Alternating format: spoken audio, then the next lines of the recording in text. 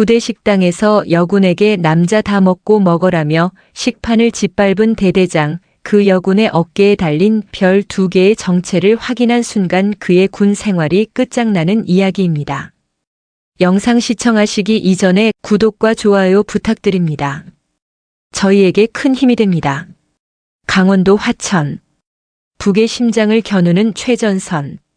대한민국 육군의 상징과도 같은 제7보병사단 칠성부대의 위용은 그 이름만으로도 적에게는 공포를, 국민에게는 신뢰를 주었다. 그러나 가장 견고해 보이는 성벽 안에도 그림자는 들이우는 법. 칠성부대 예하의 맹호대대는 유독 그 그림자가 짙었다. 대대장 황보태산 중령. 그는 살아있는 전설이자 동시에 움직이는 화석이었다.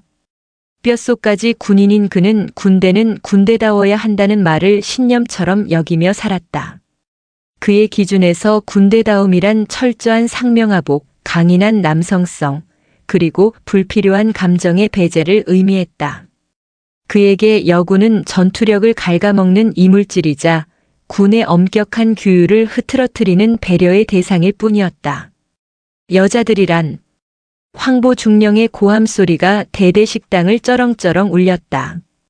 점심시간 배식을 받기 위해 줄을 서 있던 오아린 소위와 몇몇 여군 부사관들의 어깨가 움찔했다. 전투는 체력이다. 사내 놈들이 먼저 든든하게 배를 채워야 유사시에 총이라도 한 번 더 들지. 너희는 뭐하는 놈들이기에 사내들 앞을 가로막고 서 있나?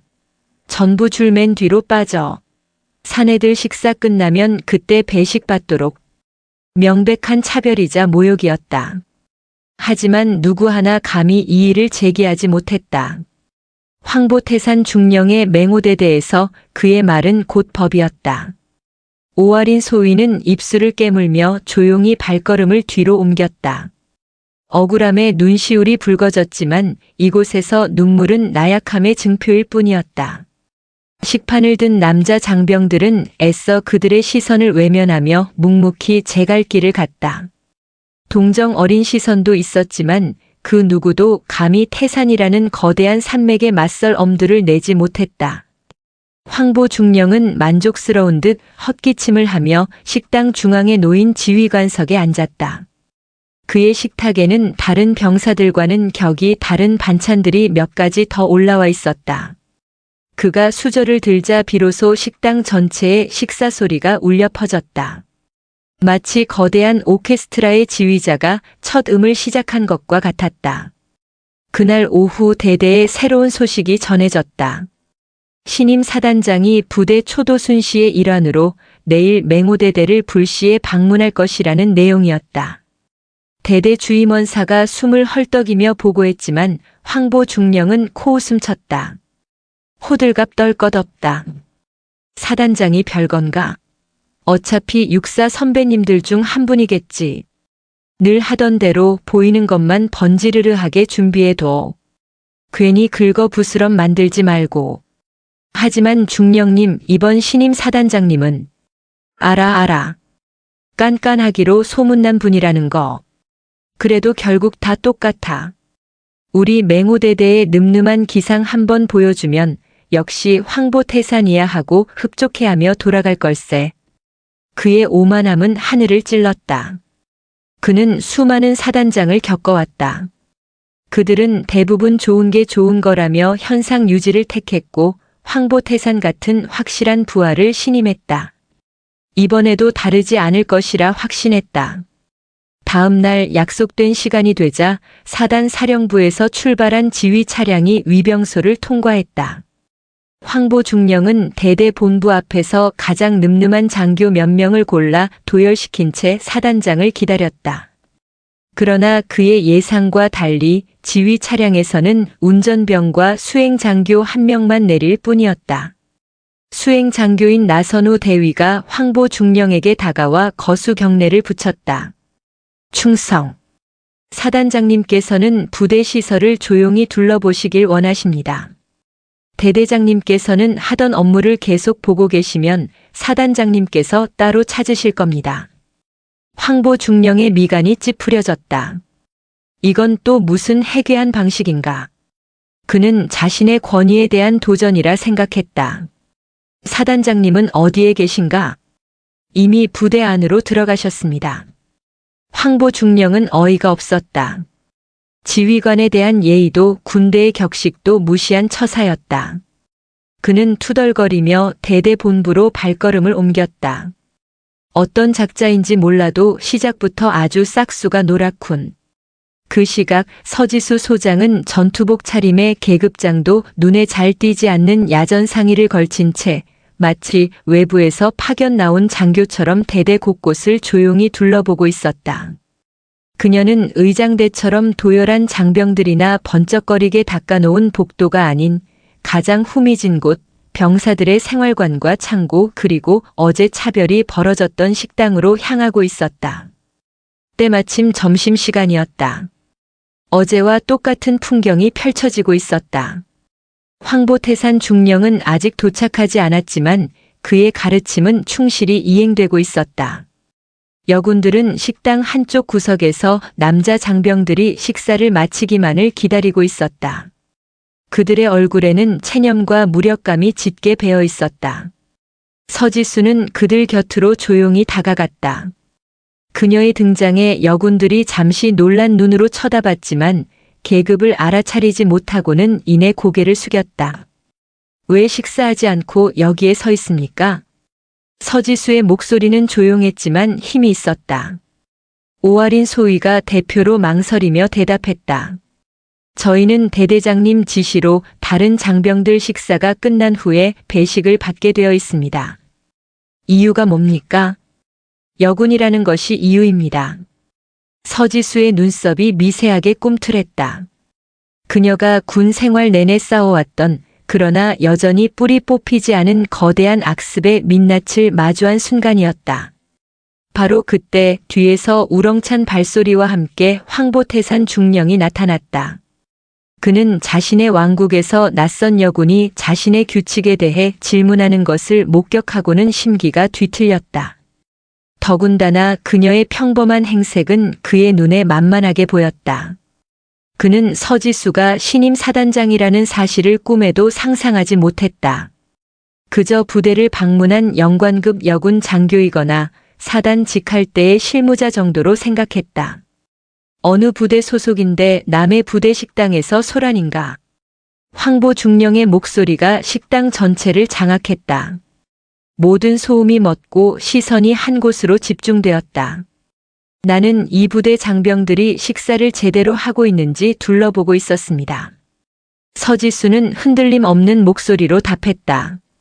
그녀의 차분한 태도는 황보 중령의 분노에 기름을 부었다. 내가 뭔데 감히 맹호대대의 일에 참견이야. 여기는 군대다. 여자가 나약한 소리나 하며 끼어들 곳이 아니란 말이다. 당장 배식줄에서 나와. 그리고 저기 여자들. 내가 남자들 다 먹고 먹으라고 했을 텐데. 왜 외부인과 잡담을 하며 규율을 어기고 있나? 그는 서지수의 어깨를 손으로 거칠게 밀치며 소리쳤다. 그리고 당신 보아하니 계급도 나보다 한참 아래인 것 같은데 상급자에 대한 예의는 어디서 배워먹었나? 당장 관등 성명되지 못해. 식당 안의 공기는 얼음장처럼 차가워졌다. 오아린 소위를 비롯한 여군들의 얼굴은 사색이 되었다. 저러다 저 장교가 큰일이라도 당하는 게 아닐까 모두가 숨을 죽였다. 서지수는 자신을 밀친 황보 중령의 손을 차갑게 내려다보았다. 그리고는 천천히 그러나 모든 이의 귀에 똑똑히 박히는 목소리로 입을 열었다. 제7보병사단 신임 사단장 소장 서지수입니다. 그녀의 말이 끝나기 무섭게 식당 입구에 서 있던 나선우 대위가 칼 같은 목소리로 외쳤다. 충성. 사단장님께 대하여 경례. 황보태산 중령의 손이 마치 전기에 감전된 것처럼 서지수의 어깨에서 떨어져 나갔다. 그의 눈이 지진이라도 만난 듯 격렬하게 흔들렸다. 방금 자신이 무슨 짓을 했는지 누구에게 폭언을 퍼부었는지 깨닫는 데는 그리 오랜 시간이 걸리지 않았다. 식당 안의 모든 장병들이 경직된 자세로 굳어버렸다. 대한민국 육군 소장 빛나는 두 개의 별. 칠성부대를 이끄는 새로운 지휘관. 그리고 여자. 황보태산의 태산 같던 자존심과 권위가 그가 그토록 경멸했던 여자라는 존재 앞에서 와르르 무너져 내리는 순간이었다. 정적. 맹호대대 식당은 마치 시간이 멈춘 듯 했다. 수백 명의 장병들이 숨쉬는 법조차 잊은 채 두 사람을 바라보고 있었다.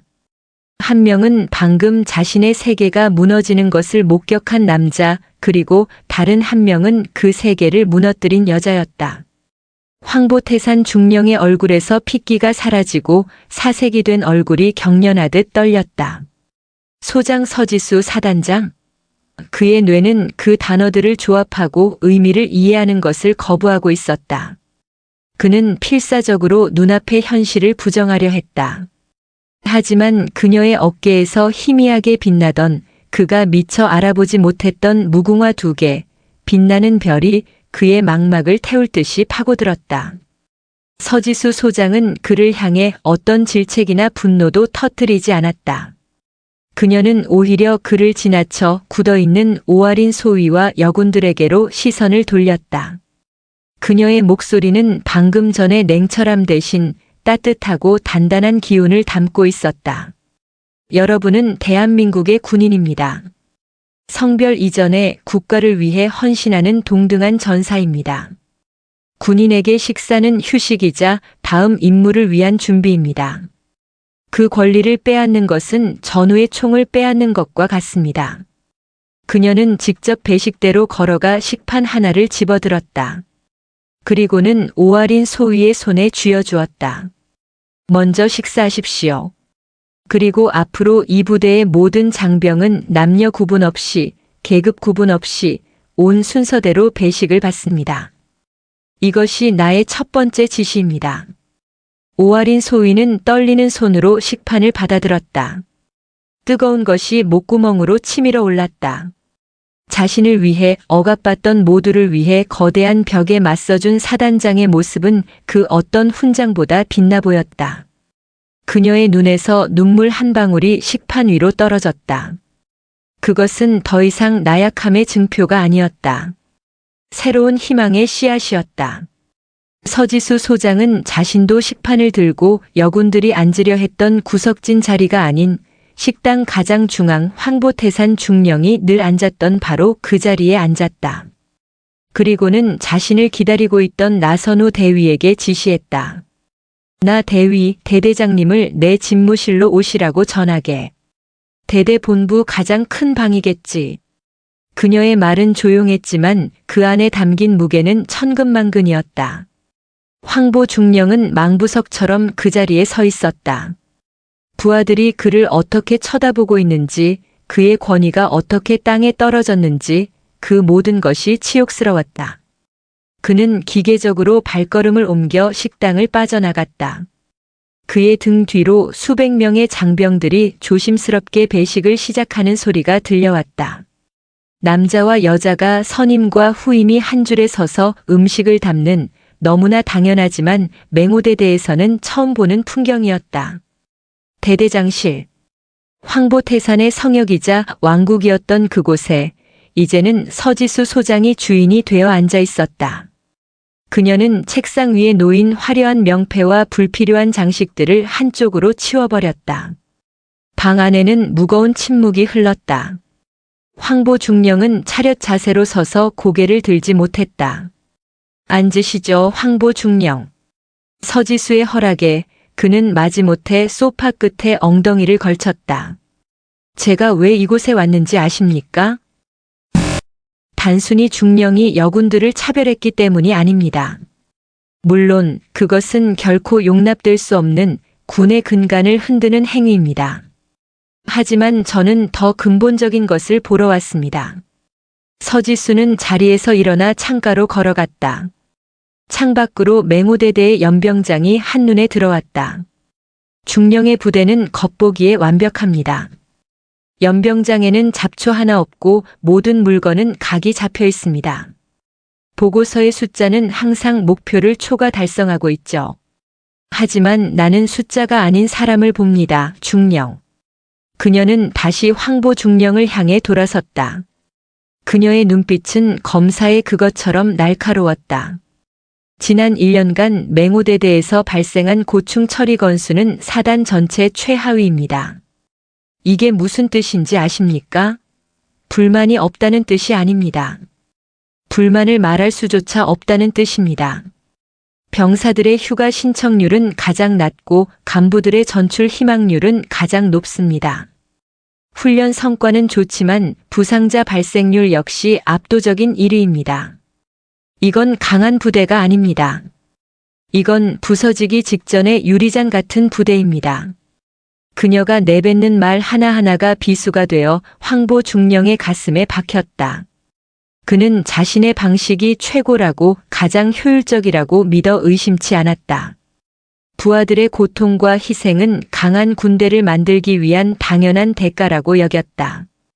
중령, 당신은 부대를 지휘한 것이 아니라 당신의 아집으로 부대를 억압한 겁니다. 당신의 눈에는 사람이 보이지 않고 오직 당신의 명령에 복종하는 부속품만 보였던 겁니다. 여군 차별은 그 썩어빠진 리더십이 만들어낸 수많은 문제점 중 하나일 뿐입니다. 황보 중령은 반박하고 싶었다. 억울했다. 자신은 누구보다 부대를 사랑했고 국가에 충성했다고 자부했다.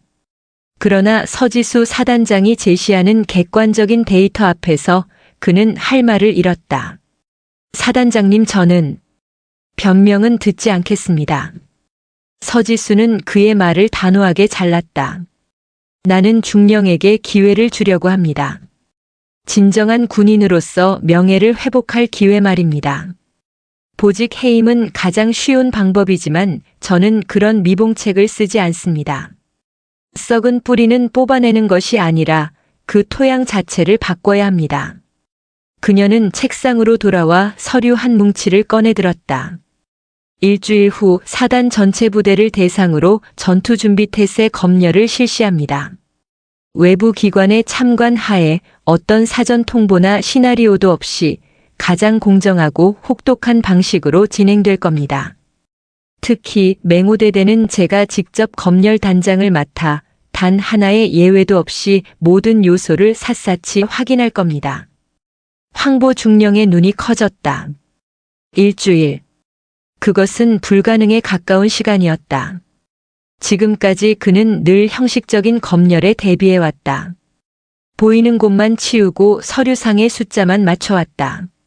하지만 전면적인 불시 검열은 그의 부대가 가진 모든 치부를 드러낼 것이 분명했다. 만약 이 검열에서 중령이 당신의 부대가 정말로 전투에서 승리할 수 있는 강한 부대라는 것을 증명해 보인다면 오늘의 일은 내 선에서 묻겠습니다. 하지만 만약 서지수는 말을 잇지 않았지만 그 의미는 명확했다. 만약 검열을 통과하지 못한다면 그에게 군 생활의 미래는 없을 것이다. 이것은 처벌이 아닙니다, 중령. 당신이 그토록 신봉하던 강함을 스스로 증명할 기회입니다.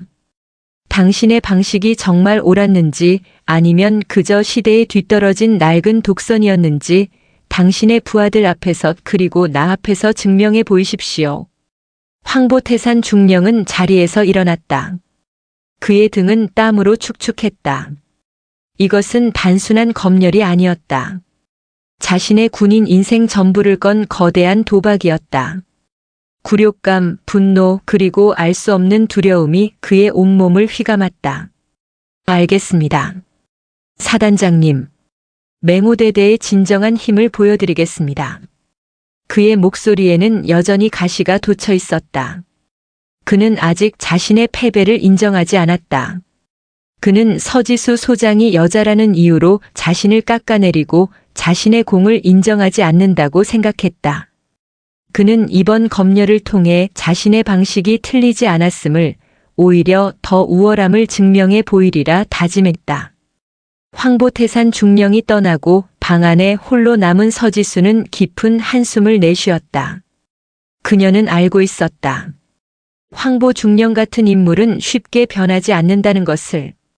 그가 이번 검열을 통과하기 위해 어떤 무리수를 둘지, 그 과정에서 병사들이 얼마나 더 고통받을지, 모든 것이 불보듯 훤했다. 하지만 그녀는 또한 알고 있었다. 거대한 산을 무너뜨리는 것은 거창한 폭약이 아니라 바위 틈을 파고드는 작은 물줄기라는 것을. 오늘 그녀가 맹호대대에 던진 조약돌 하나가 태산이라는 견고한 성체의 미세한 균열을 만들어냈음을. 이제 그 균열을 어떻게 파고들어 거대한 성벽을 무너뜨릴 것인가. 진정한 전쟁은 이제부터 시작이었다. 서지수 사단장의 선전포고는 맹호대대 전체를 뒤흔들었다. 황보태산 중령은 대대장실로 돌아오자마자 분노와 치욕으로 이성을 잃고 책상을 주먹으로 내리쳤다. 감히 계집 따위가. 그의 머릿속은 온통 서지수 사단장에 대한 적개심으로 가득 찼다. 그는 이것을 자신의 리더십에 대한 정당한 평가가 아닌 여자 지휘관의 감정적이고 부당한 공격으로 치부했다. 전 간부 집합. 황보 중령의 불호령이 방송을 통해 울려 퍼졌다. 잠시 후 대대의 모든 장교와 부사관들이 작전회의실에 모였다. 그들의 얼굴에는 불안과 긴장이 역력했다. 식당에서 벌어진 일을 모두가 알고 있었다. 황보 중령은 회의실에 들어서자마자 단상 위로 성큼성큼 올라갔다. 그의 눈은 분노로 이글거리고 있었다. 모두 들었을 거다. 일주일 뒤 사단 전투준비태세 검열이 있다. 신임 사단장이 우리 대대를 본보기로 삼아 아주 작정하고 조지려 하고 있다. 그는 검열이라는 단어 대신 조진다는 원색적인 표현을 사용하며 간부들의 위기감을 고조시켰다. 이것은 단순히 검열이 아니다. 이것은 맹호대대의 명예와 자존심이 걸린 전쟁이다. 내가 그리고 여러분이 지금까지 쌓아온 모든 것을 지키기 위한 싸움이란 말이다. 그의 선동적인 연설에 일부 간부들의 눈빛이 흔들렸다. 그들 중 다수는 황보 중령의 방식에 불만이 있었지만 동시에 그의 강력한 카리스마와 우리라는 의식에 묶여 있었다. 지금부터 대대는 비상체제에 돌입한다. 전 장병 휴가 및 외출, 외박은 전면 통제한다. 일과 시간 이후에도 전원부대에 남아 검열 준비에 만전을 기하도록. 잠은 죽어서 자면 된다. 알겠나? 알겠습니다. 우렁찬 대답이 회의실을 울렸지만 그 속에는 자포자기와 불안의 기운이 섞여 있었다. 황보 중령은 만족스러운 듯 고개를 끄덕였다.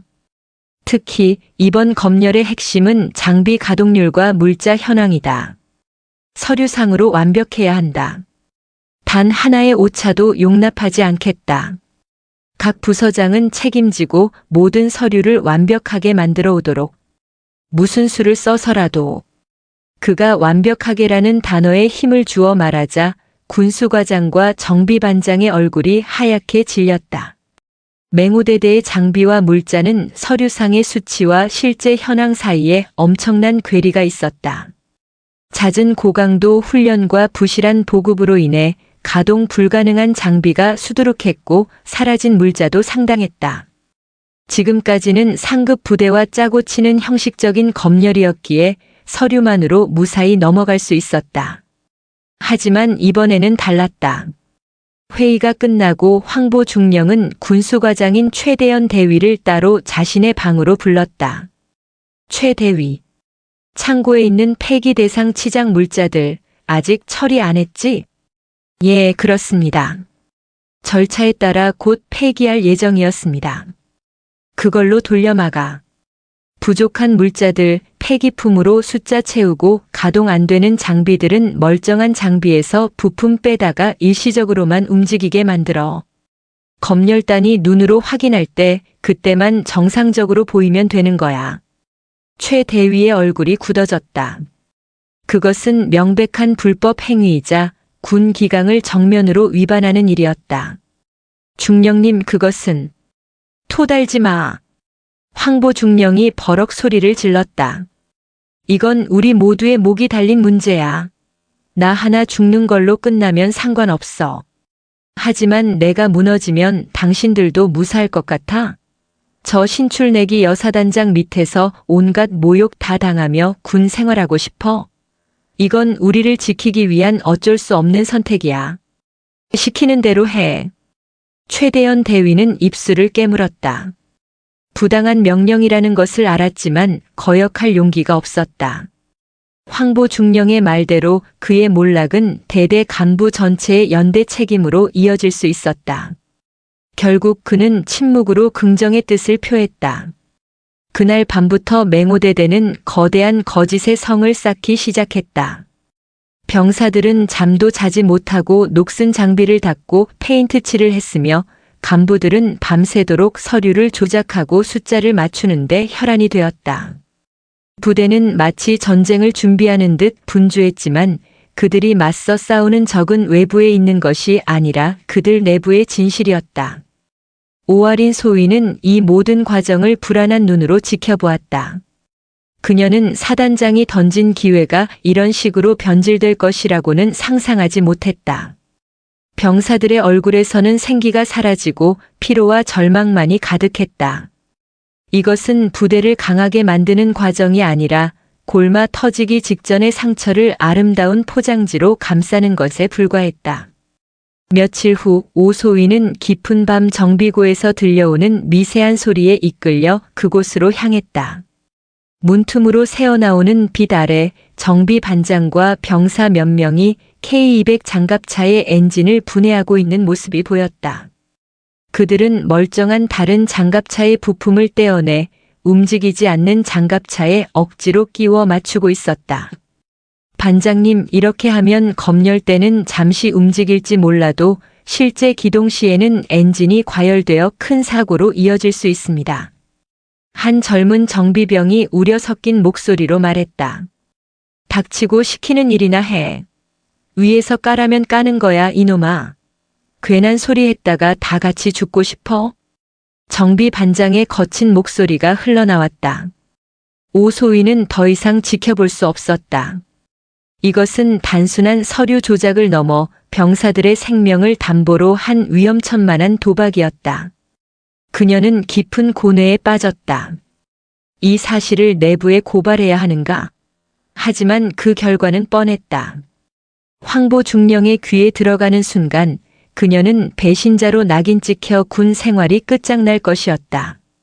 아무도 그녀의 말을 믿어주지 않을 뿐더러 오히려 동료들로부터 따돌림을 당할 것이 분명했다.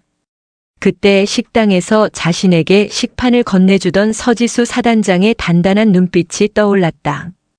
군인에게 식사는 휴식이자 다음 임무를 위한 준비입니다. 그녀의 목소리가 귓가에 맴돌았다.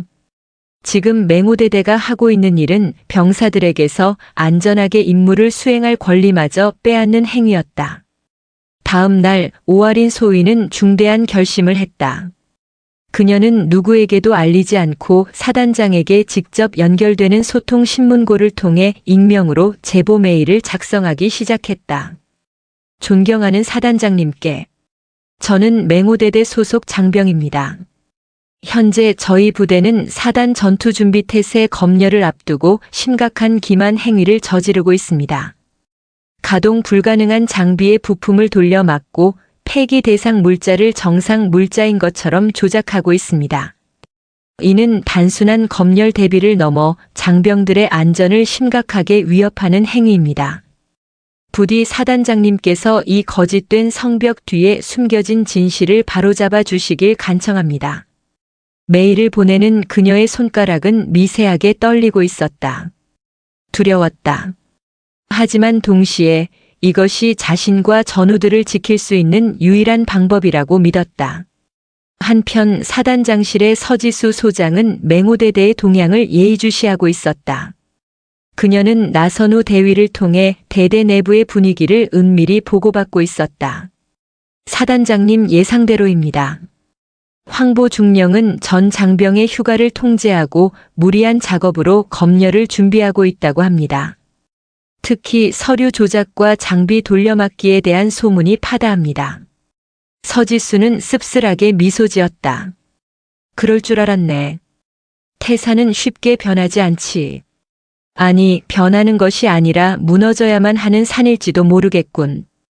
그녀는 황보 중령이 전공법이 아닌 꼼수와 기만으로 위기를 돌파하려 할 것을 이미 예측하고 있었다. 그에게 주었던 기회는 그가 스스로 자신의 무덤을 파게 만들기 위한 마지막 시험이기도 했다. 바로 그때 그녀의 컴퓨터에 소통신문고 알림이 떴다. 맹호대대에서 온 익명의 제보. 서지수는 메일을 천천히 그리고 꼼꼼하게 읽어내려갔다. 그녀의 표정은 점점 더 굳어졌다. 메일의 내용은 나 대위의 보고보다 훨씬 더 구체적이고 심각했다. 나 대위 즉시 감찰부의 지시에서 내일 새벽 해가 뜨기 전에 맹호대대의 모든 장비와 물자 현황을 불시에 동결하고 실태 파악에 착수하도록 하게. 단 내가 도착하기 전까지는 누구도 영내를 벗어나거나 출입할 수 없도록 위병소를 완벽히 차단해야 해. 황보 중령이 증거를 인멸할 시간을 단 1분도 주어선 안 돼. 알겠습니다. 서지수는 창밖에 짙은 어둠을 바라보았다. 거짓된 성벽은 아무리 높고 견고하게 쌓아도 진실이라는 작은 빗줄기 하나를 막을 수 없는 법이다. 내일 아침 맹호대대에 떠오를 태양은 황보태산이 쌓아 올린 거짓의 성을 허물고 그 추악한 민낯을 드러내게 될 것이다. 그의 몰락이 시작되고 있었다. 칠흑 같은 어둠이 화천의 산하를 집어삼킨 새벽. 맹호대대 위병소의 초병들은 졸음과 싸우며 경계 근무를 서고 있었다. 그때 지축을 울리는 듯한 육중한 엔진 소리와 함께 어둠 속에서 수십 개의 전조등이 일제히 모습을 드러냈다. 사단 감찰부 헌병대 그리고 각 처부의 전문 검열관들로 구성된 수십 대의 군용 차량이 순식간에 위병소를 포위했다. 전원 하차. 지금 이 순간부로 맹호대대 영내의 모든 인원과 물자는 사단장의 지시에 따라 동결된다. 위병소 근무자는 통신 장비를 제외한 모든 행동을 중지하고 검열단의 지시에 따르라. 감찰부장 박성진 대령의 칼날 같은 목소리가 새벽의 정적을 갈랐다. 어리둥절한 초병들이 무슨 영문인지 파악하기도 전에 검열단은 일사불란하게 부대 내부로 진입하여 주요 시설들을 장악하기 시작했다. 대대본부, 무기고, 정비고, 각 중대 막사까지 마치 잘 짜인 군사작전처럼 신속하고 은밀하게 이루어졌다. 부대 전체가 거대한 통제구역으로 변해버렸다. 같은 시각 황보태산 중령은 관사에서 깊은 잠에 빠져 있었다. 일주일간의 위장작전이 성공적으로 마무리되었다고 생각한 그는 오랜만에 긴장을 풀고 있었다. 그의 머릿속에는 내일 검열에서 완벽한 서류와 일시적으로 움직이는 장비들을 보며 경탄할 서지수 사단장의 얼굴 그리고 보기 좋게 한 방 먹였다는 통쾌함이 그려지고 있었다. 중령님, 황보태산 중령님, 일어나십시오. 요란하게 문을 두드리는 소리와 함께 작전과장의 다급한 목소리가 그의 단잠을 깨웠다. 이 새벽에 무슨 소란이야? 짜증을 내며 문을 연 황보 중령의 눈에 들어온 것은 사색이 된 작전과장과 그 뒤에 서 있는 헌병들의 굳은 얼굴이었다. 지금 사단 감찰부에서 부대를 급습했습니다. 모든 시설이 통제되었고 사단장님의 명령이라며 중령님을 지금 즉시 대대본부로 동행하라고 합니다. 황보 중령의 뇌가 정지하는 듯 했다. 새벽의 기습? 검열은 내일이 아니었나? 그는 본능적인 위기를 감지했다. 이것은 정상적인 절차가 아니었다. 이것은 검열이 아니라 범죄 현장을 덮치는 급습이었다. 그의 이마에서 식은 땀이 흘러내렸다. 무슨 근거로 이따위 짓을 하는 거야? 내가 직접 사단장과 통화하겠다. 그가 소리치며 전화를 잡으려 했지만 헌병 장교가 조용히 그의 앞을 가로막았다. 사단장님의 명령입니다.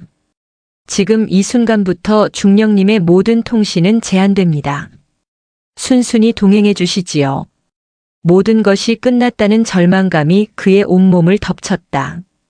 그는 속옷 바람으로 끌려 나오다시피 차에 태워져 자신의 왕국이었던 대대본부로 향했다. 새벽 여명 속 분주하게 움직이는 감찰부 요원들과 여기저기서 통제당한 채 어쩔 줄 몰라 하는 부하들의 모습이 보였다. 그가 일주일간 공들여 쌓아 올린 거짓의 성이 해가 뜨기도 전에 허물어지고 있었다. 대대본부 상황실. 그곳에는 이미 서지수 소장이 군복을 완벽하게 차려입은 채 그를 기다리고 있었다. 그녀의 등 뒤로는 거대한 상황판에 맹호대대의 모든 자산 현황이 실시간으로 표시되고 있었다. 황보 중령. 검열을 하루 앞당겼습니다. 준비는 다 되었습니까? 서지수의 목소리는 얼음처럼 차가웠다. 황보 중령은 입술을 달싹였지만 아무 말도 할 수 없었다. 그녀는 이미 모든 것을 알고 있다는 눈빛이었다. 좋습니다. 그럼 중령이 그토록 자랑하던 맹호대대의 완벽한 전투 준비 태세를 지금부터 직접 확인해 보도록 하죠. 첫 번째 군수 창고부터 봅시다. 서지수와 황보 중령 그리고 검열단은 군수 창고로 향했다. 군수과장 최대현 대위는 거의 혼절하기 직전의 얼굴로 서 있었다. 검열관들은 그가 밤새 조작한 재물조사표와 실제 물자들을 하나하나 대조하기 시작했다. 보고합니다. 어급 전투화 100쪽, 장부상 재고와 실물 일치하지 않습니다. 폐기 등급 D급 전투화 수십 쪽이 어급으로 둔갑되어 있습니다. 보고합니다. 신형 방독면 정화통, 장부상 500개, 실물 250개. 나머지 250개는 유효기간이 5년이나 지난 구형 정화통입니다. 곳곳에서 허위 보고가 터져나왔다. 최 대위가 공들여 쌓았던 숫자의 탑은 진실 앞에서 맥없이 무너져 내렸다. 황보 중령은 차마 고개를 들지 못하고 주먹만 꽉 쥘 뿐이었다. 서지수는 그에게 눈길 한 번 주지 않고 다음 장소로 발걸음을 옮겼다. 정비고로 가지. 정비고는 이번 기만 행위의 심장이었다. 황보 중령은 내심 장비는 직접 시동을 걸어보기 전까진 모를 거야라는 마지막 희망을 품고 있었다. 정비고 앞에는 모든 K200 장갑차와 K55 자주포가 위용을 뽐내며 도열해 있었다. 겉모습은 가출고된 신품처럼 완벽하게 도색되어 있었다. 서지수는 나란히 서 있는 장갑차들을 천천히 둘러보았다. 그녀의 눈길이 한 장갑차의 엔진룸 근처 희미하게 남아있는 기름 자국에 잠시 머물렀다. 황보 중령. 예, 사단장님.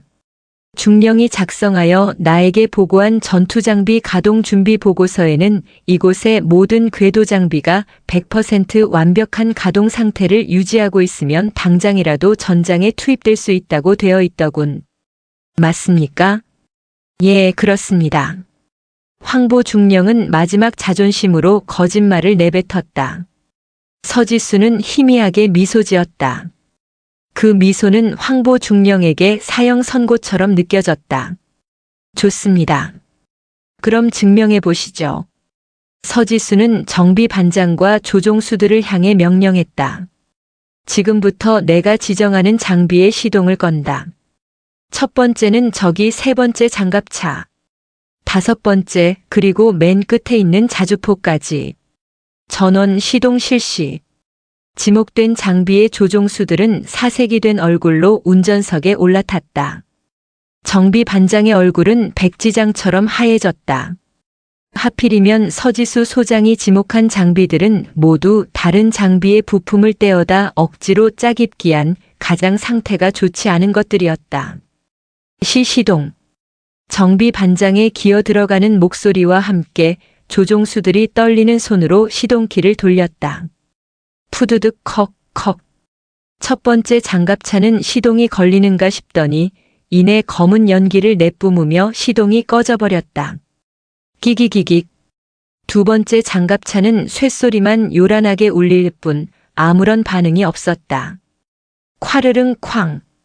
마지막 자주포는 시동과 동시에 엔진룸에서 작은 폭발음이 들리며 흰 연기가 피어올랐다. 정비고 앞에는 침묵만이 흘렀다. 완벽하게 도열해 있던 강철의 거인들은 사실 속이 텅 빈 껍데기에 불과했다. 일주일간의 밤샘 작업과 기만으로 쌓아 올린 거짓말이 단 몇 분 만에 처참한 실체를 드러낸 순간이었다. 서지수는 바닥에 떨어져 있던 황보 중령의 완벽한 보고서를 집어들었다. 그리고는 시동이 꺼진 장갑차 앞으로 걸어가 그의 눈앞에서 보고서를 갈기갈기 찢어 바닥에 내던졌다. 종이 조각들은 기름때 묻은 바닥 위로 힘없이 흩어졌다. 이것이 중령이 말한 맹호대대의 진정한 힘입니까? 그녀의 목소리는 조용했지만 수백 개의 폭탄이 터지는 것보다 더 큰 파괴력으로 황보 중령의 자존심을 산산조각 냈다. 병사들의 목숨을 담보로 한 당신의 거짓말이, 고철 덩어리에 페인트 칠을 해서 만든 이 가짜 위용이 당신이 지키고 싶었던 명예와 자존심의 실체였나? 황보 태사는 아무런 대답도 하지 못했다. 그는 무너져 내렸다. 그의 가면은 벗겨졌고 그가 쌓아 올린 성은 허물어졌다. 그의 왕국은 폐허가 되었다. 새벽의 여명이 밝아오며 그의 거짓된 위용 뒤에 숨겨져 있던 추악하고 초라한 민낯이 칠성부대 전체에 낱낱이 드러나고 있었다. 맹호대대의 새벽은 스캔들로 밝아왔다. 사단 감찰부의 기습적인 실태 조사는 칠성부대 전체를 발칵 뒤집어 놓았다. 황보태산 중령의 몰락은 단순한 개인의 비위 사실을 넘어 철옹성 같던 구시대적 군대 문화의 종말을 알리는 신호탄처럼 보였다. 부대 내에서는 흉흉한 소문과 함께 억눌려왔던 목소리들이 조금씩 터져 나오기 시작했다. 서지수 소장은 이 사건을 조용히 덮을 생각이 전혀 없었다. 그녀는 썩은 부위를 도려내는 것을 넘어 그 부위가 왜 썩을 수밖에 없었는지 근본적인 원인을 파헤치고 모든 장병들 앞에서 투명하게 공개하여 다시는 같은 일이 반복되지 않도록 본보기를 만들어야 한다고 생각했다. 그녀는 사단 본부 대회의실에 특별징계위원회를 소집했다.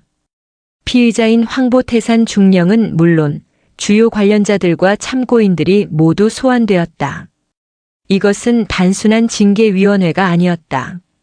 황보태산의 리더십과 맹호대대의 문화를 공개적으로 심판하는 일종의 군사법정이었다. 회의실 중앙에 황보 중령이 굳은 얼굴로 앉아 있었다.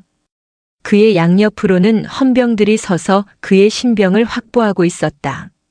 상석에는 서지수 소장이 위원장 자격으로 앉았고 양옆으로 사단 참모장과 각 처부장들이 배석했다. 지금부터 제7보병사단 특별징계위원회를 시작하겠습니다. 서지수의 선언과 함께 무거운 공기가 회의실을 짓눌렀다. 첫 번째 증인으로 군수과장 최대현 대위가 증인석에 섰다.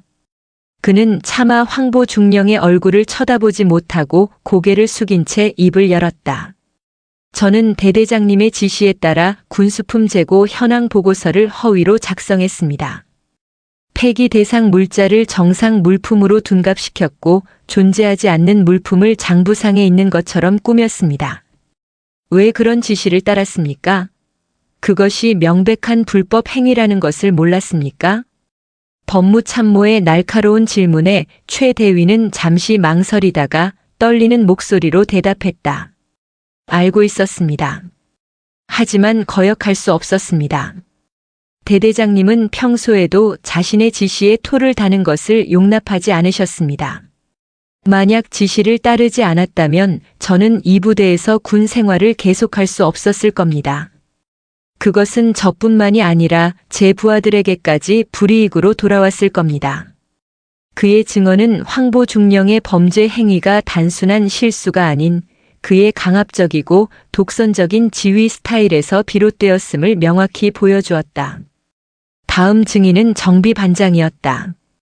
그는 장갑차 부품을 돌려막기 했던 과정을 상세히 증언하며 그것이 얼마나 위험한 행위였는지 설명했다. 멀쩡한 장비의 핵심 부품을 떼어내 다른 장비에 옮겨다는 것은 사람으로 치면 건강한 사람의 심장을 떼어 위독한 환자에게 이식하는 것과 같습니다. 당장은 심장이 뛸지 몰라도 언제 멈출지 모르는 시한폭탄을 만드는 것과 같습니다.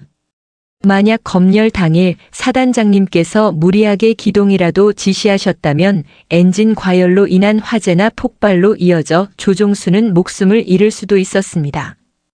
정비 반장의 말에 회의실은 술렁였다. 이것은 단순한 기만 행위를 넘어 부하의 생명을 담보로 한 살인 미수나 다름없었다. 황보 중령의 얼굴은 이제 하얗게 질리다 못해 회색빛으로 변해 있었다. 마지막 증인으로 오아린 소위가 호출되었다. 그녀의 등장에 황보 중령의 눈이 가늘어졌다. 그는 그녀가 이 모든 일의 배신자일지도 모른다고 의심하고 있었다. 서지수 소장은 익명의 제보가 있었다는 사실을 공개하지 않은 채 그녀에게 부대 생활 전반에 대해 질문했다. 오 소위, 맹호대대의 부대 분위기는 어땠습니까?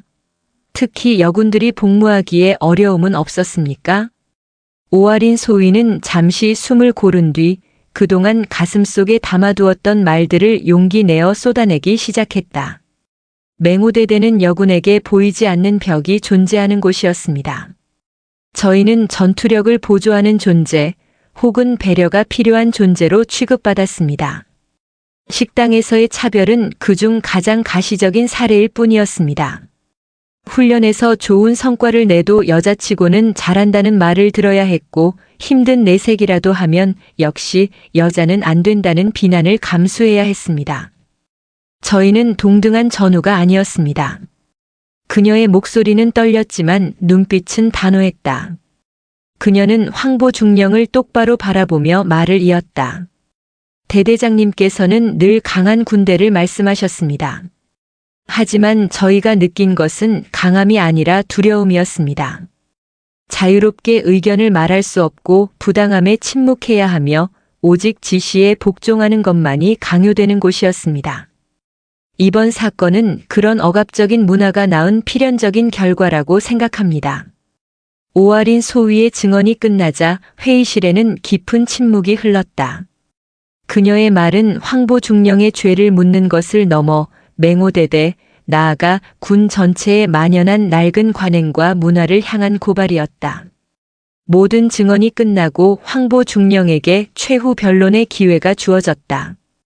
그는 자리에서 일어나 여전히 굽히지 않는 목소리로 외쳤다. 저는 억울합니다. 제가 한 모든 일은 부대의 명예를 위한 것이었습니다. 적 앞에서는 피를 흘릴지언정 검열 따위로 맹호대대의 이름에 먹칠을 할 수는 없었습니다. 다소 거칠고 무리한 방식이었을지는 몰라도 저의 충심만은 의심받아서는 안 됩니다. 요즘 군대가 나약해진 것은 사단장님처럼 원칙과 규정만 따지는 부드러운 리더십 때문입니다. 군대는 때로 불법과 편법을 감수하더라도 이겨야 하는 조직입니다. 그의 궤변은 그가 전혀 반성하지 않고 있음을 증명할 뿐이었다. 서지수 소장은 차가운 눈으로 그를 응시하며 자리에서 일어났다. 이제 심판의 시간이었다. 황보태산 중령. 당신은 아직도 무엇이 잘못되었는지 모르는군. 당신이 말하는 명예는 거짓으로 쌓아올린 모래성에 불과했어. 당신이 말하는 충심은 국가와 군을 위한 것이 아니라 당신 자신의 아집과 독선을 지키기 위한 이기심이었을 뿐이요. 그녀는 회의실을 가득 메운 참모들과 증인들을 둘러보며 목소리를 높였다. 진정한 강군은 완벽한 서류나 100%의 장비 가동률에서 나오는 것이 아니다. 그것은 상하 간의 굳건한 신뢰, 부하의 목숨을 내 목숨처럼 여기는 책임감, 그리고 어떠한 위기 속에서도 진실을 말할 수 있는 용기에서 나온다. 당신은 이 모든 것을 짓밟았다. 당신은 맹호대대를 강하게 만든 것이 아니라 속부터 썩어 문드러지게 만든 암적인 존재였다. 서지수는 판결을 내리듯 단호하고 힘있는 목소리로 선언했다. 이에 본관은 제7보병사단장으로서 황보태산 중령을 오늘부로 맹호대 대장 보직에서 즉시 해임한다. 또한 허위 공문서 작성, 군용물 관리법 위반, 직권 남용 및 부하의 생명을 위협한 행위에 대하여 육군중앙수사단에 정식으로 수사를 의뢰하고 군사재판에 회부할 것을 명한다. 망치 소리가 울리는 듯한 선고였다. 황보 중령의 두 눈이 절망으로 흔들렸다. 그의 군 생활은, 아니 그의 인생은 이 순간 끝이 났다. 헌병들이 다가와 그의 양팔을 붙잡았다. 그는 아무런 저항도 하지 못한 채 힘없이 끌려나갔다. 서지수는 회의실에 남은 사람들을 향해 말했다. 오늘의 일을 잊지 마시오.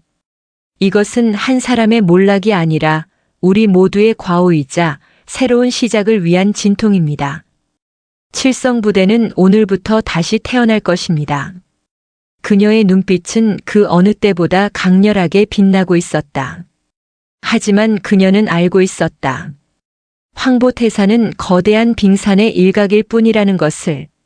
그의 뒤에는 이와 같은 부패와 비리를 묵인하고 조장해온 더 거대한 보이지 않는 적이 도사리고 있음을. 진정한 전쟁은 이제 막 시작되었을 뿐이었다. 황보태산 중령의 극적인 보직 해임과 군사재판 회부 소식은 강원도 전방의 야전 부대를 넘어 군 전체에 거대한 파문을 일으켰다. 서지수 소장의 이름은 인략개혁의 아이콘으로 떠올랐다. 젊은 장교들과 사병들 사이에서는 그녀의 결단력을 칭송하는 목소리가 높았지만 동시에 그녀를 불안한 눈으로 바라보는 시선들도 늘어났다. 특히 군의 오랜 관행과 질서 속에서 안락함을 누려온 고위 장성들 사이에서는 그녀가 긁어부스럼을 만드는 여자 군대의 화합을 깨트리는 이단아라는 수군거림이 공공연하게 흘러나왔다. 서지수는 외부의 평가에 흔들리지 않았다.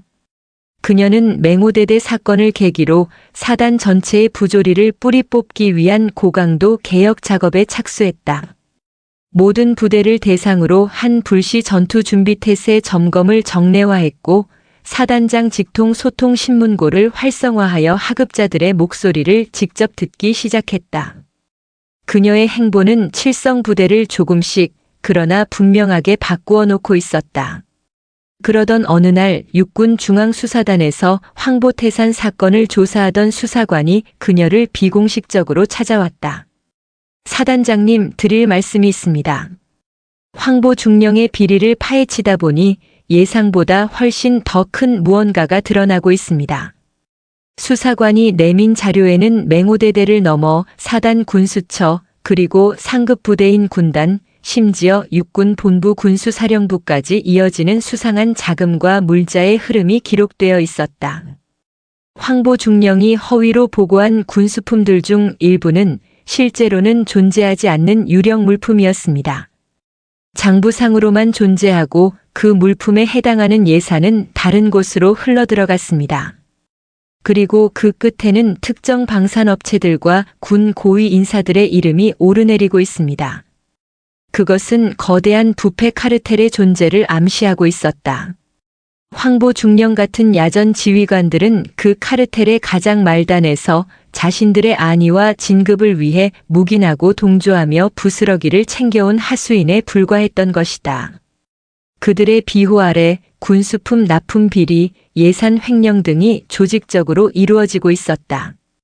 이 카르텔의 정점에는 육군 군수사령관인 진명준 대장이 있는 것으로 보입니다. 그는 군내 사조직의 핵심 인물이며 정재계에도 막강한 영향력을 행사하고 있는 것으로 알려져 있습니다. 진명준 대장. 육사 출신의 최고 엘리트 코스를 밟아온 군의 실세 중의 실세. 서지수는 등골이 서늘해지는 것을 느꼈다. 이것은 단순히 부패한 중령 한 명을 상대하는 것과는 차원이 다른 문제였다. 군 전체를 적으로 돌릴 수도 있는 위험천만한 싸움의 시작이었다. 서지수의 수사 확대 요구는 곧바로 보이지 않는 벽에 부딪혔다. 육군 본부에서는 야전 사단장이 월권 행위를 하고 있다. 군 내부의 문제를 너무 크게 키워 군의 명예를 실추시키려 한다는 식의 압력이 들어오기 시작했다. 그녀가 요청하는 자료들은 군사 기밀이라는 이유로 번번이 거부되었고 함께 일하던 참모들 중 일부는 다른 보직으로 갑작스럽게 발령이 나기도 했다. 설상가상으로 언론에서 그녀를 공격하는 기사들이 터져나오기 시작했다. 한 보수 언론은 여성 장군의 과잉 의혹, 최전방 부대 전투력 약화시키나라는 제목의 기사를 통해 그녀의 개혁이 오히려 부대의 안정성을 해치고 있다고 비판했다. 기사에는 익명의 군 관계자 인터뷰를 인용하여 서지수 사단장의 독단적인 지휘 스타일 때문에 부대 내 갈등이 심화되고 있다는 내용까지 포함되어 있었다.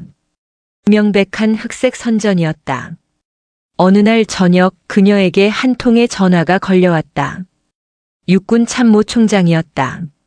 서 소장, 요즘 너무 의욕이 앞서는 것 아닌가? 총장의 목소리는 부드러웠지만 그 안에는 날카로운 경고가 담겨 있었다. 맹호대대 건은 황보 중령 개인의 비리로 매듭 짓고 조용히 마무리하는 게 좋겠어. 더 이상 파헤치다 보면 서 소장도 다칠 수 있어. 군대라는 게 혼자서 정의감만으로 바꿀 수 있는 곳이 아니야. 물이 너무 맑으면 고기가 살 수 없다는 말도 있지 않나. 그것은 회유이자 협박이었다. 거대한 카르텔의 힘이 군 최고 수뇌부까지 미치고 있음을 의미했다. 여기서 멈추면 그녀는 사단장으로서의 지위를 보전하고 무사히 군 생활을 이어갈 수 있을 것이다. 하지만 그녀가 싸우기 시작한 이유는 단순히 자리를 보전하기 위함이 아니었다. 총장님, 물이 썩어 고기가 죽어가는 것을 보고만 있는 것은 지휘관의 직무유기입니다. 저는 제가 가야 할 길을 가겠습니다. 서지수는 단호하게 전화를 끊었다. 이제 돌아갈 다리는 불탔다. 그녀는 고립무원이었다. 하지만 그녀는 혼자가 아니었다. 그녀의 개혁을 지지하는 수많은 젊은 장교들과 병사들이 있었다. 그리고 무엇보다 그녀에게는 정의라는 가장 강력한 무기가 있었다. 그녀는 정면 돌파를 결심했다. 군 내부의 자정 능력이 마비된 이상 외부의 힘을 빌릴 수밖에 없었다. 그녀는 그동안 은밀히 모아온 비리 관련 자료들을 정리했다. 황보 중령의 재판 기록, 군수품 허위 보고서, 그리고 카르텔의 실체를 암시하는 각종 증거들. 그리고 그녀는 군인으로서 상상하기 힘든 결단을 내렸다.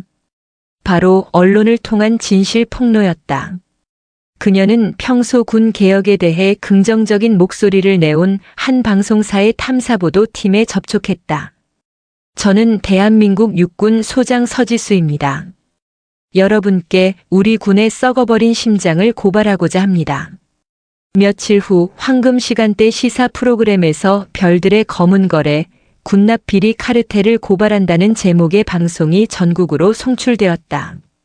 방송에는 서지수 사단장이 직접 출연했다. 그녀는 군복을 입고 흔들림 없는 목소리로 자신이 확인한 군 내부의 비리 실태를 낱낱이 폭로했다. 모자이크 처리된 증거 자료들과 익명의 내부 고발자들의 인터뷰가 그녀의 주장을 뒷받침했다. 방송의 파급력은 상상을 초월했다. 대한민국 전체가 발칵 뒤집혔다. 현역 사단장이 직접 방송에 출연하여 군의 치부를 폭로한 것은 전례 없는 일이었다. 여론은 들끓었고 국방부는 벌집을 쑤신 듯 난리가 났다. 진명준 대장을 비롯한 부패 카르텔은 경로했다. 그들은 서지수를 군의 명예를 팔아먹은 배신자로 규정하고 그녀를 즉시 보직 해임하라고 국방부를 압박했다. 군 내부에서는 그녀에 대한 긴급 징계위원회가 소집되었다. 그녀의 군인으로서의 생명은 경각에 달려 있었다. 하지만 거대한 그림자는 이미 빛 아래로 그 실체를 드러낸 후였다. 국민적 분노와 언론의 집중포화 앞에서 군 수뇌부도 더 이상 진실을 덮을 수 없었다. 결국 대통령이 직접 나서 군 비리 척결을 위한 대통령 직속 특별조사위원회 발족을 지시하기에 이르렀다. 서지수는 징계위원회에 회부되었지만 동시에 특별조사위원회의 핵심 참고인이자 개혁의 상징이 되었다. 그녀는 이제 더 이상 혼자가 아니었다. 그녀가 던진 돌멩이 하나가 대한민국 전체를 움직이는 거대한 파도가 되어 보이지 않던 적 거대한 그림자를 향해 무섭게 돌진하고 있었다. 싸움은 새로운 국면으로 접어들고 있었다. 서지수 소장의 폭로는 대한민국을 뒤흔든 핵폭탄이었다. 여론은 그녀를 철의 여인, 군을 구한 영웅이라 칭송했지만 그녀가 몸담고 있던 군 조직 내에서 그녀는 순식간에 가장 위험한 내부의 적이 되어 있었다. 진명준 대장을 중심으로 한 거대한 부패 카르텔은 생존을 위해 모든 역량을 동원하여 그녀를 제거하기 위한 반격에 나섰다. 그녀가 지휘하던 7사단, 7성부대는 순식간에 고립된 섬이 되었다. 상급 부대인 군단에서는 사소한 트집을 잡아 하루가 멀다 하고 감찰팀을 내려보냈고 모든 행정 및 작전 보고는 서지수 사단장을 건너뛰고 부사단장에게 직접 보고하라는 지침이 은밀하게 하달되었다. 그녀는 사단장이었지만 그 누구에게도 명령을 내릴 수 없는 허수아비 신세로 전락했다. 충성스럽던 부하들조차 그녀에게 보고하는 것을 주저했고 복도를 지날 때마다 마주치는 장교들은 그녀의 시선을 피하기에 급급했다.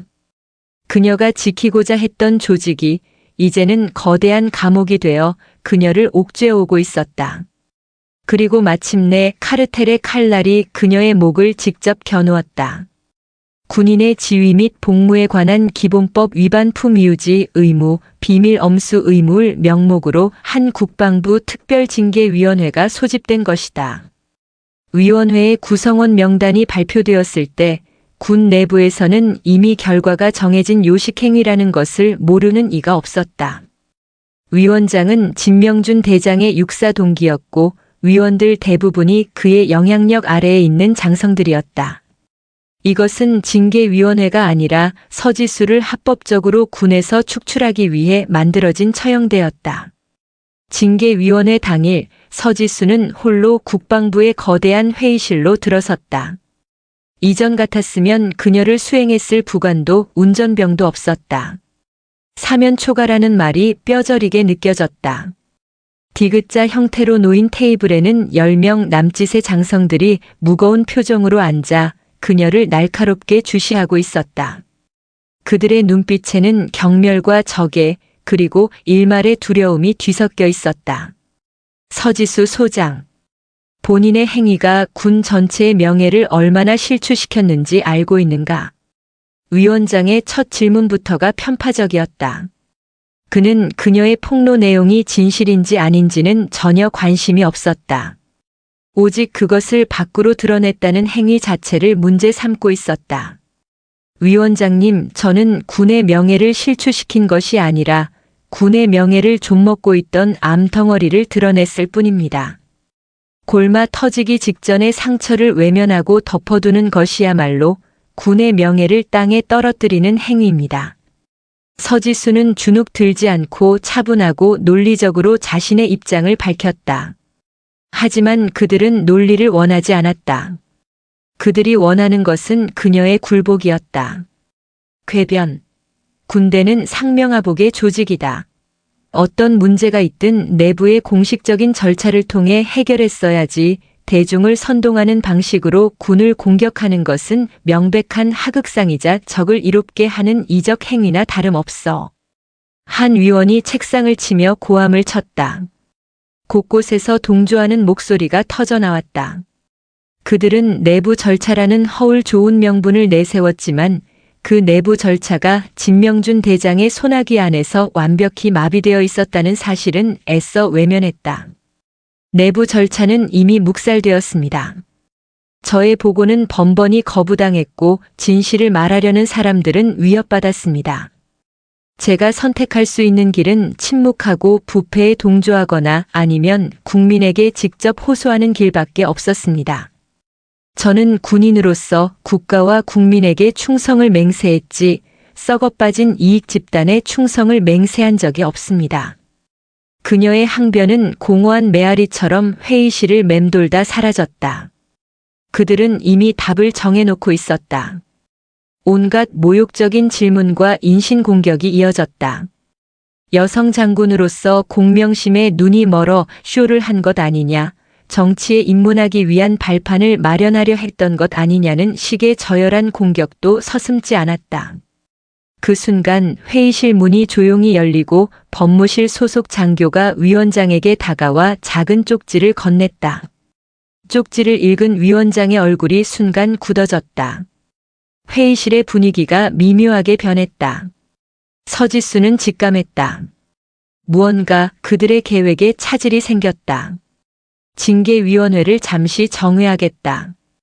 위원장의 말에 다른 위원들이 의아한 표정을 지었다. 몇 시간 동안 이어진 일방적인 신문 끝에 예정된 수순대로 그녀의 파면을 의결하기 직전이었다. 위원들은 웅성거리며 회의실을 나갔고 서지수는 홀로 텅 빈 회의실에 남았다. 잠시 후 위원장이 굳은 얼굴로 돌아왔다. 그의 태도는 이전의 오만함 대신 당혹감과 분노가 뒤섞여 있었다. 서지수 소장, 오늘 징계위원회는 이만 종료한다. 최종 의결은 추후에 다시 통보하도록 하겠다. 그리고는 마치 도망치듯 회의실을 빠져나갔다. 서지수는 어리둥절했지만 곧이어 회의실로 들어서는 낯선 얼굴들을 보고 모든 상황을 파악할 수 있었다. 정장 차림의 남자들. 그들의 손에는 법원에서 발부된 압수수색 영장이 들려 있었다. 그들은 군인이 아니었다. 대통령 직속 특별조사위원회 소속 검사와 수사관들이었다. 서지수 소장님 되십니까? 위원회 소속 박영진 검사입니다. 중년의 검사가 그녀에게 정중하게 고개를 숙였다. 저희는 오늘부로 국방부 특별징계위원회의 모든 회의록과 관련 자료를 압수수색합니다. 또한 본 징계위원회가 특별조사위원회의 활동을 방해하고 핵심 증인을 압박하려는 명백한 사법 방해 행위의 일환으로 개최되었다는 혐의에 대해 강도 높은 조사를 시작할 것입니다. 검사의 말은 회의실 밖까지 울려 퍼졌다. 복도에 서 있던 징계위원들의 얼굴이 하얗게 질렸다. 상황이 역전된 것이다. 그들은 서지수를 심판하는 심판관이었지만 이제는 거대한 부패 사건의 진실을 은폐하려 한 공범으로서 조사를 받아야 할 피의자 신세가 되었다. 그들은 서지수의 군복을 벗기려 했지만 오히려 그들의 계급장이 먼저 떨어져 나갈 위기에 처한 것이었다. 서지수는 자신을 올가매던 사면초가의 포위망에 외부에서 날아온 강력한 한 줄기 빛이 거대한 균열을 만들어내는 것을 똑똑히 목격했다. 그녀의 외로운 투쟁은 이제 국가의 이름으로 진행되는 거대한 반격의 서막을 열고 있었다. 징계위원회가 사법 방해 혐의로 특별조사위원회 이하 특조위의 조사를 받게 된 사건은 전세를 완전히 뒤바꿔 놓았다. 서지수를 제거하려던 부패 카르텔의 시도는 오히려 그들의 목을 겨누는 칼이 되어 돌아왔다. 서지수는 징계가 보류된 채 핵심 참고인 신분으로 특조위의 보호와 지원을 받게 되었다. 비록 사단장으로서의 실권은 여전히 정지된 상태였지만 그녀는 군이라는 족쇄에서 벗어나 더 자유롭고 강력한 위치에서 반격을 준비할 수 있게 되었다. 특조위 사무실. 서지수는 박영진 검사와 마주 앉아 있었다. 그는 군 출신이 아니었기에 어떤 선입견이나 이해관계 없이 오직 진실과 증거에만 집중하는 인물이었다. 소장님, 이제부터는 저희가 소장님의 방패이자 창이 되어드리겠습니다. 소장님께서는 군 내부의 작동 방식을 누구보다 잘 알고 계시니 저희에게 그 내부를 들여다볼 수 있는 눈이 되어 주십시오. 진명준 대장과 그 일당들이 숨겨놓은 증거, 그들이 회유하고 협박하고 있을 증인들을 찾아내야 합니다. 서지수는 더 이상 혼자가 아니었다. 그녀는 그동안 머릿속으로만 그려왔던 역습의 계획을 실행에 옮기기 시작했다. 그녀가 가장 먼저 접촉한 인물은 이 모든 사건의 시작점에 있었던 오아린 소위였다. 보안이 유지되는 안전가옥에서 만난 오 소위의 얼굴에는 그간의 마음고생이 역력했지만 눈빛만은 이전보다 훨씬 더 단단해져 있었다. 사단장님, 아니 소장님, 드릴 말씀이 있습니다. 오 소위는 서지수에게 맹호대대의 후일담을 전해주었다. 황보 중령이 사라진 후 새로 부임한 대대장은 합리적인 인물이었지만 부대 내에는 여전히 황보 중령의 잔재가 남아 있었다. 특히 황보 중령의 신복이었던 몇몇 간부들이 사건의 핵심 증인인 최대현 대위전 군수과장과 정비반장을 노골적으로 따돌리고 압박하고 있다는 것이었다. 최 대위님은 너만 입 다물었으면 모두가 무사했을 것이라는 협박에 시달리다 최근 다른 부대로 전출을 신청했다고 합니다. 정비반장님은 아예 병가를 내고 부대에 나오지 않고 있습니다. 그들이 이대로 입을 닫아버리면 황보 중령의 개인 비리로 끝날지도 모릅니다. 결정적인 정보였다. 서지수는 즉시 이 사실을 박 검사에게 알렸고 특조위는 최 대위와 정비반장의 신병을 즉시 확보했다. 처음에는 보복을 두려워하며 입을 열기 주저하던 그들이었지만 특조위의 철저한 신변 보호 약속과 서지수 소장이 직접 전하는 진심 어린 설득에 마침내 마음을 열기 시작했다. 사실 황보 중령님이 조작하라고 지시했던 서류 외에 제가 개인적으로 보관해 온 진짜 장부 사본이 있습니다. 언젠가 이런 날이 올까 두려워 저 자신을 지키기 위해 만들어둔 보험이었습니다. 최 대위가 내민 USB에는 지난 수년간 맹호대대와 사단 군수처 그리고 상급부대 사이에 오고 간 군수품 거래의 추악한 진실이 고스란히 담겨 있었다. 존재하지 않는 물품을 거래한 것처럼 꾸민 서류, 납품 단가를 부풀려 차액을 챙긴 내역, 그리고 그 돈이 흘러들어간 차명 계좌의 번호까지. 그것은 부패 카르텔의 실체를 증명할 스모킹 건이었다. 정비반장 역시 진명준 군수사령관이 직접 특정 방산업체의 부품만을 사용하라고 압력을 넣었던 사실과 그 부품들의 잦은 고장과 비효율성에 대한 문제 제기가 번번이 묵살되었던 기록을 증언했다. 퍼즐 조각들이 하나씩 맞춰지기 시작했다. 증거와 증언을 확보한 특조위의 칼날은 이제 거악의 심장을 향했다. 박영진 검사의 지휘 아래 수십 명의 수사관들이 육군 군수사령부와 문제의 방산업체 본사에 대한 동시다발적인 압수수색에 돌입했다. 군사시설에 대한 민간 검찰의 압수수색은 전례 없는 일이었지만 대통령 직속 기구인 특조위는 그것을 가능하게 했다. 서지수는 특조위의 자문위원 자격으로 군수사령부 압수수색 현장에 동행했다. 그녀의 등장은 군수사령부 전체를 충격에 빠뜨렸다. 어제까지 자신들이 제거하려 했던 적이 이제는 자신들을 심판하는 칼이 되어 돌아온 것이다. 압수수색의 최종 목적지는 군수사령관 진명준 대장의 집무실이었다. 진 대장은 자신의 집무실에 들이닥친 수사관들 앞에서도 조금도 흐트러짐 없는 태도를 유지했다. 이게 무슨 무례한 짓인가? 여기가 어디라고 감히 민간인들이 함부로 날뛰는 거지. 당장 철수하지 않으면 군사시설 무단 침입죄로 전원 체포하겠어. 그의 오만한 태도는 자신의 힘에 대한 절대적인 자신감에서 비롯된 것이었다. 그는 모든 증거를 완벽하게 인멸했다고 믿고 있었다. 하지만 서지수는 알고 있었다. 가장 오만한 자가 가장 치명적인 실수를 저지르는 법이라는 것을. 최 대위가 넘겨준 비밀 장부에는 진 대장이 공식적인 서류 외에 개인적인 비자금 내역을 기록해둔 비밀 금고의 위치가 명시되어 있었다. 진명준 대장. 집무실 벽에 걸린 저 멸사봉공 액자 뒤에 있는 공간에 대해서도 해명해 주셔야겠습니다. 서지수의 말에 진 대장의 표정이 처음으로 미세하게 흔들렸다. 박 검사는 기다렸다는 듯이 수사관들에게 지시했다. 영장에 명시된 대로 해당 지점에 대한 강제 개방을 실시한다. 수사관들이 액자를 떼어내고 최첨단 장비로 벽의 내부를 스캔하기 시작했다. 이내 숨겨진 금고의 위치가 드러났다. 드릴 소리가 요란하게 울려 퍼지는 동안 진명준 대장의 이마에서는 굵은 땀방울이 흘러내렸다. 그의 철옹성 같던 평정심이 무너지고 있었다. 철커그. 마침내 육중한 금고문이 열렸다. 금고 안을 확인한 수사관들의 입에서 탄성이 터져나왔다. 그 안에는 서류 뭉치는 물론 수십 개의 골드바와 미화 다발, 그리고 수많은 차명 계좌의 예금 통장들이 가득 들어 있었다.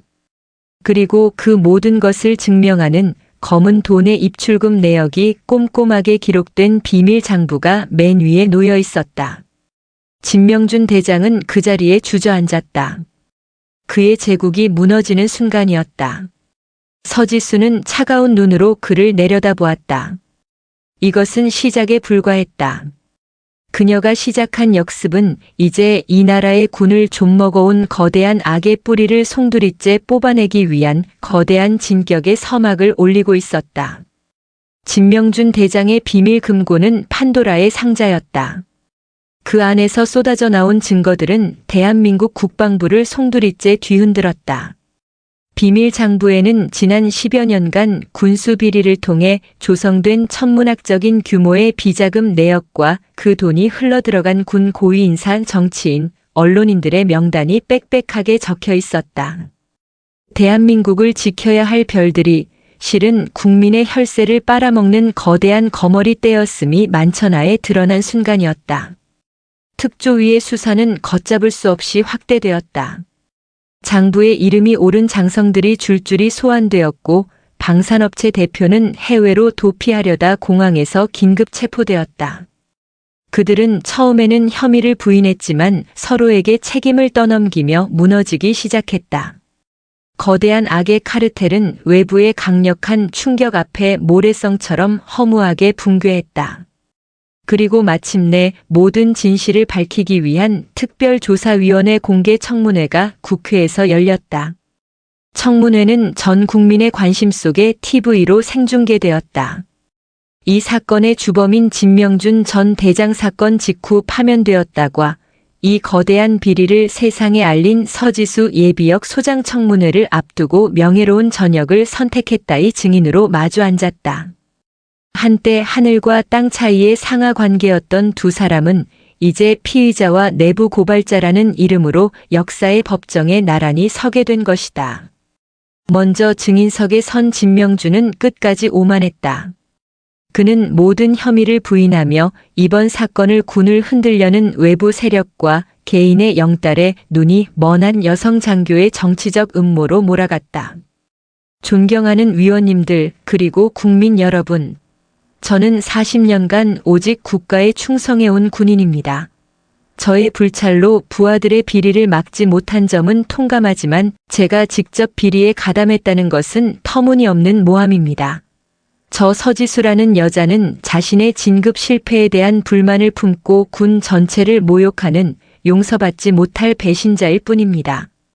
그의 뻔뻔한 거짓말에 청문회장은 술렁였다. 하지만 그의 발악은 오래가지 못했다. 다음 증인으로 나선 서지수는 더 이상 군복을 입지 않은 단정한 정장 차림이었다. 그녀의 모습에서는 군인의 위엄 대신 진실을 향한 확신과 단단함이 느껴졌다. 그녀는 진명준의 주장을 하나하나 논리적으로 반박하며 그가 어떻게 군의 신뢰 시스템을 악용하여 자신의 사리사욕을 채웠는지, 그 과정에서 최전방의 병사들이 얼마나 열악한 보급품과 위험한 장비에 노출되었는지를 담담하지만 힘있는 목소리로 증언했다. 진명준 씨는 충성을 말하지만 그의 충성은 국가가 아닌 돈을 향해 있었습니다. 그는 명예를 말하지만 그의 명예는 국민의 피와 땀 위에 세워진 거짓된 탑이었습니다. 군인의 가장 큰 명예는 가장 낮은 곳에서 가장 묵묵하게 자신의 소임을 다하는 병사들을 안전하게 지켜주는 것입니다. 당신은 그 명예를 스스로 내버렸습니다. 청문회의 클라이맥스. 박영진 검사가 결정적인 증거를 공개했다. 그것은 진명준의 비밀 장부에 기록된 한 방산업체로부터 그의 아들이 운영하는 유령 회사로 수십억 원의 자금이 흘러들어간 내역이었다. 빼도 박도 못할 뇌물의 증거였다. 피의자 진명준. 이 자금 이체 내역에 대해 설명해 보시죠. 아들의 유학 자금과 사업 자금으로 쓰인 이 돈이 국민의 목숨을 담보로 한 검은 거래의 대가가 아니라고 말할 수 있습니까? 모든 카메라가 진명준의 얼굴을 클로즈업했다. 그의 얼굴에서 처음으로 완전한 패배와 절망의 빛이 드러났다. 그는 무언가 변명하려 입을 열었지만 이내 이성을 잃고 말았다. 시끄러워. 내년 때문에. 감히 여자가 나를. 그는 갑자기 자리에서 벌떡 일어나 증인석에 앉아있던 서지수를 향해 달려들었다. 그의 눈은 증오와 광기로 이글거렸다. 청문회장은 순식간에 아수라장이 되었다. 국회 경위들이 달려들어 그의 몸을 제압했지만 그의 추악한 마지막 발악은 이미 전 국민에게 생중계된 후였다. 한때 군을 호령하던 대장의 마지막 모습은 이성을 잃고 달려드는 한 마리의 짐승과도 같았다. 그것은 그의 완전한 몰락이자 그가 쌓아올린 모든 거짓된 위엄이 무너져 내리는 상징적인 장면이었다. 청문회는 그렇게 끝이 났다. 진명준을 비롯한 수십 명의 전현직 장성들과 방산업체 관계자들이 구속 기소되었고 대한민국 군 역사상 최대의 비리 사건은 그렇게 막을 내렸다. 대통령은 대국민 담화를 통해 군의 전면적인 개혁을 약속했고 서지수의 용기 있는 행동에 깊은 감사를 표했다. 모든 것이 끝나고 서지수는 청문회장을 걸어 나왔다. 수많은 기자들의 플래시 세례 속에서 그녀는 인파 속에서 자신을 기다리고 있던 익숙한 얼굴들을 발견했다. 환하게 웃고 있는 오아린 소위와 나선우 대위, 그리고 죄를 뉘우치고 새로운 삶을 준비하는 최대현 씨까지. 그들은 그녀의 가장 외롭고 힘들었던 순간을 함께 버텨준 진정한 전우들이었다. 서지수는 그들을 보며 조용히 미소 지었다. 길고 어두웠던 싸움은 끝났다. 그녀는 비록 군복을 벗었지만 군인의 가장 중요한 가치인 명예와 정의를 지켜냈다. 그녀는 무너진 심연 속에서 대한민국 군이 다시 나아갈 한 줄기 빛을 만들어낸 것이다. 청명한 가을 하늘 아래 그녀의 얼굴은 그 어느 때보다 평온하고 자유로워 보였다. 시간이 흘렀다. 대한민국을 뒤흔들었던 거대한 군사비리 사건의 광풍이 잦아들고 그 자리에 새로운 희망의 씨앗이 싹트기 시작했다. 서지수의 용기 있는 폭로와 특조 위의 대대적인 수술은 군에 깊이 박혀있던 환부를 도려냈다. 수십 명의 부패한 장성들이 군복을 벗고 법의 심판을 받았으며 그 빈자리는 능력과 청렴함을 갖춘 새로운 인재들로 채워졌다. 군 개혁은 더 이상 구호가 아닌 고통스럽지만 실제하는 현실이 되어 군 전체에 스며들고 있었다. 서지수는 이제 예비역 소장이라는 이름으로 불렸다. 군복은 벗었지만 세상은 그녀를 잊지 않았다. 그녀는 군 개혁을 위한 각종 위원회의 자문위원으로 또 올바른 리더십을 갈망하는 수많은 조직의 강연자로 바쁜 나날을 보내고 있었다. 그리고 오늘 그녀는 그녀의 군 생활이 시작되었던 곳이자 대한민국 육군의 미래가 시작되는 곳 서울 공릉동의 육군사관학교 교단에 서 있었다. 리더십은 지위가 아니라 책임에서 비롯됩니다. 여러분이 어깨에 달게 될 다이아몬드 계급장은 여러분의 권위를 상징하는 것이 아니라 여러분이 목숨을 걸고 지켜야 할 부하들의 생명과 국가의 안위라는 그 무거운 책임의 무게를 상징하는 것입니다. 초롱초롱한 눈빛으로 빛나는 수백 명의 사관생도들이 그녀의 말 한마디 한마디에 숨죽여 집중하고 있었다. 과거의 육사가 상명하복과 수능을 가르치는 곳이었다면 이제는 비판적 사고와 소통, 그리고 불의에 저항할 수 있는 용기를 가르치는 곳으로 변모하고 있었다. 그리고 서지수는 그 변화의 중심에 서 있는 살아있는 교과서였다. 강연이 끝나고 생도들의 우레와 같은 박수 속에서 그녀는 교정을 거닐었다. 가을 햇살이 화랑대의 교정을 황금빛으로 물들이고 있었다. 그때 저만치에서 한 남자가 그녀를 향해 다가오고 있었다. 허름한 작업복 차림에 세월의 풍파를 정면으로 맞은 듯 깊게 팬 주름, 그리고 한때 태산처럼 단단했던 어깨는 축 늘어져 있었다. 한눈에 알아보기 힘들었지만 서지수는 그가 누구인지 직감했다. 황보태산. 그는 군사재판에서 중형을 선고받고 복역한 뒤 얼마 전 만기 출소했다는 소식을 들었다. 모든 계급과 명예를 박탈당한 채 이제 그는 그저 평범한 중년의 민간인이었다. 그는 서지수의 앞에 서서 한참 동안 아무 말도 하지 못하고 고개만 숙이고 있었다. 무슨 일로 오셨습니까? 서지수의 목소리는 차분했다. 그 안에는 원망도 동정도 담겨 있지 않았다. 죄송합니다. 오랜 침묵 끝에 황보태산이 겨우 쥐어짜낸 한마디였다. 그의 목소리는 심하게 갈라져 있었다. 제가 모든 것이 다 잘못했습니다. 사단장님께 아니 서지수 씨께 저질렀던 무례와 폭언, 그리고 제가 괴롭혔던 모든 부하들에게 씻을 수 없는 죄를 지었습니다. 그는 천천히 고개를 들었다. 그의 눈에는 과거의 오만함과 분노 대신 깊은 회한과 고통이 담겨 있었다.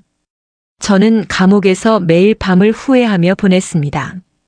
제가 왜 그렇게밖에 살지 못했는지, 무엇이 저를 그런 괴물로 만들었는지 저는 제가 강하다고 믿었습니다. 부하들을 강하게 몰아붙이고 군기를 잡고 약한 소리를 하는 놈들을 짓밟는 것이 진정한 군인이라고 생각했습니다. 하지만 그건 강한 게 아니었습니다. 그건 제 안의 불안함과 열등감을 감추기 위한 가장 비겁한 발악이었습니다. 그의 고백은 진심이었다. 그는 서지수라는 자신이 그토록 경멸했던 여자라는 존재가 자신보다 비교할 수 없이 강인한 신념과 용기를 가졌다는 것을 목도하며 자신이 믿어왔던 모든 것이 무너져 내리는 경험을 했다.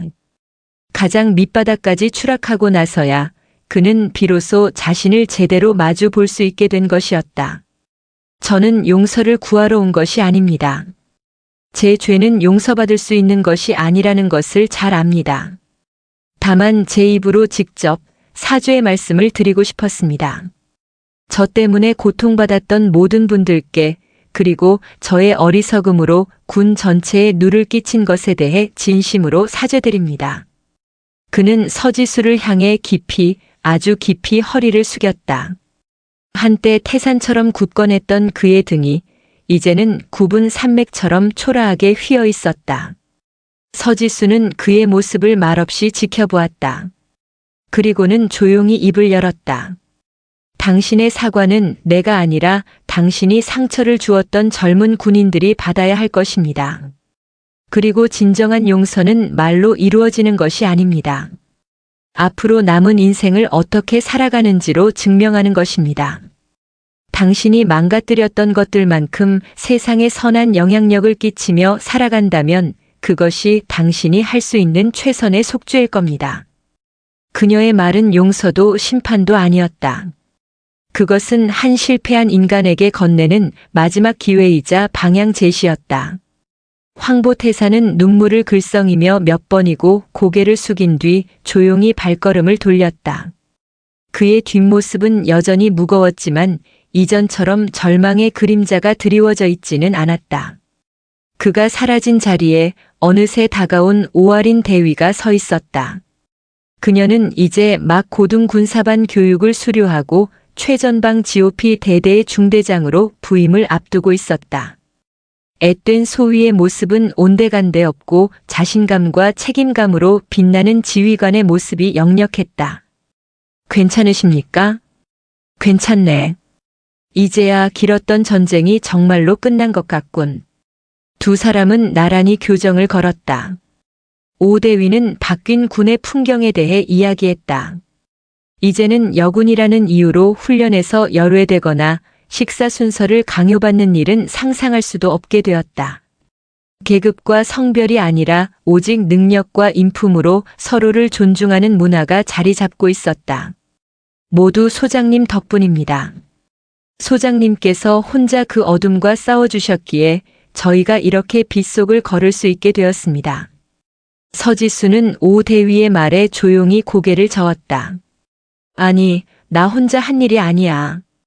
그 시작은 부당함 속에서도 군인의 본분을 잃지 않으려 했던 자네 같은 젊은 군인들의 양심이었네. 그리고 나를 믿고 따라준 동료들의 용기, 결정적인 순간에 진실을 선택해준 이들의 고뇌가 모여 거대한 벽을 무너뜨린 걸세. 그녀는 저 멀리 연병장에서 함성을 지르며 훈련하는 생도들을 바라보았다. 그 속에는 남자 생도와 여자 생도가 동등하게 땀 흘리며 함께 달리고 있었다. 그 모습을 바라보는 서지수의 가슴에 깊고 따뜻한 깨달음이 차올랐다. 진정한 리더는 가장 높은 곳에서 홀로 밝게 빛나는 별이 아니었다. 그것은 밤하늘 그 자체가 되어 크고 작은 모든 별들이 각자의 자리에서 각자의 모습으로 가장 찬란하게 빛날 수 있도록 묵묵히 그들을 품어주는 존재였다. 자신은 그저 그 밤하늘이 되고 싶었을 뿐이었다. 서지수는 미소 지었다. 그녀가 뿌린 씨앗들은 이제 굳건한 뿌리를 내리고 새로운 숲을 이루어가고 있었다. 그녀가 군복을 벗고 떠나온 이곳은 이제 그녀가 없어도 스스로를 정화하고 더 나은 미래를 향해 나아갈 힘을 얻었다. 그것이야말로 그녀가 이룬 가장 위대한 승리였다. 새로운 지평선 위로 수많은 별들이 함께 빛나고 있었다. 오늘도 시청해 주셔서 대단히 감사합니다. 영상이 즐거우셨다면 구독과 좋아요 부탁드리겠습니다.